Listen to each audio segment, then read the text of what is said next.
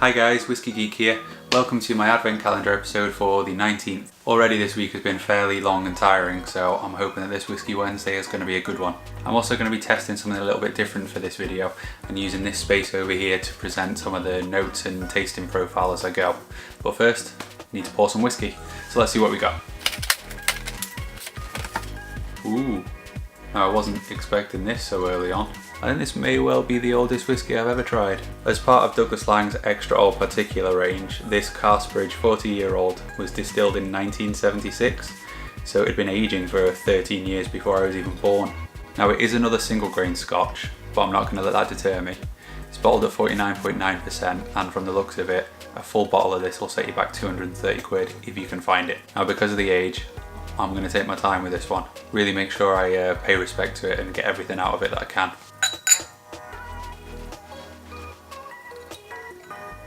So Carsebridge was a lowlands distillery which got closed in 1983. It's only ever been released as a single grain scotch, and although stocks are quickly depleting, it is still available from independent bottlers with a fairly hefty price tag. So this particular single cask expression is a 40-year-old.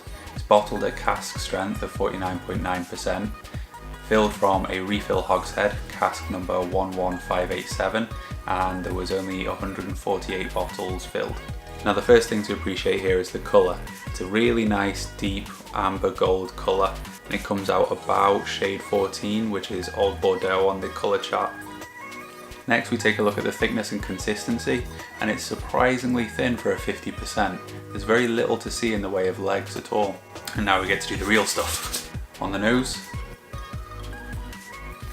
Now that did worry me a little bit at the start, because again it was an initial wave of sweet corn syrup and it was a little bit overbearing, but then a great character and depth started to unravel behind it and give it a load more substance. A thick honey and treacle with a barley and a little bit of a solvent astringency. It was a little bit prickly in the nostrils. There's a really nice fruity tone in there, orchard fruits, green apple and a vanilla, but that's kind of taken a back seat to the fruit. And then there's a quite subtle oaky pepper and some cinnamon spice developing. Now that sweet syrupy smell is very, very rich, it's prominent, but there's enough interest behind it to really engage you. Now after the last single grain I had a thought that I should have tried watering it down a little bit, see if that could mellow it out. So on this one I'm going to try and stretch it out, and I'll revisit it diluting it slightly and see if we get anything different. Now onto the palate. Very desserty.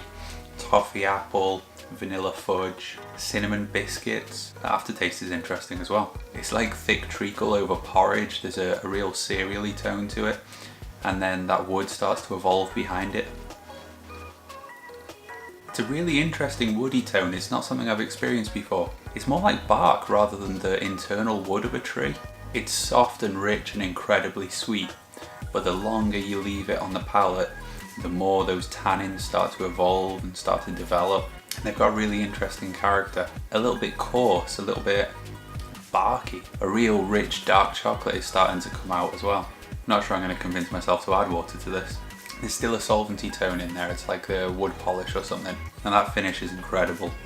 So rich. Cinnamon and woody peppers, rich oaky tannins, and more dark chocolate and coffee than I've ever had in a whiskey before. It is bitter, but it's so smooth, it's not cloying at all. A little bit warming, it's quite soft, but it's really, really long, it just stays with you.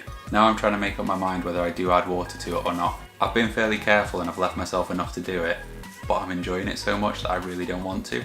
I'd really annoy myself if I lessened the experience at all. Now I'm just going to sit with this. I'm just going to sit and enjoy it. Well, that was certainly something special. Really enjoyable.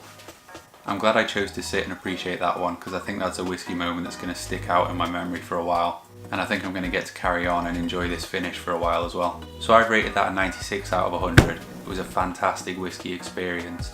It was mellow, smooth, rich. The progression from orchard fruits, puddings through to wood. It was an absolutely lush whiskey. So thanks for sharing that with me. I only wish it was with a full bottle and sat with you at a table, because that was a genuinely great whiskey. If you've enjoyed this video, please give us a thumbs up, drop us a comment below, and tune in again next time.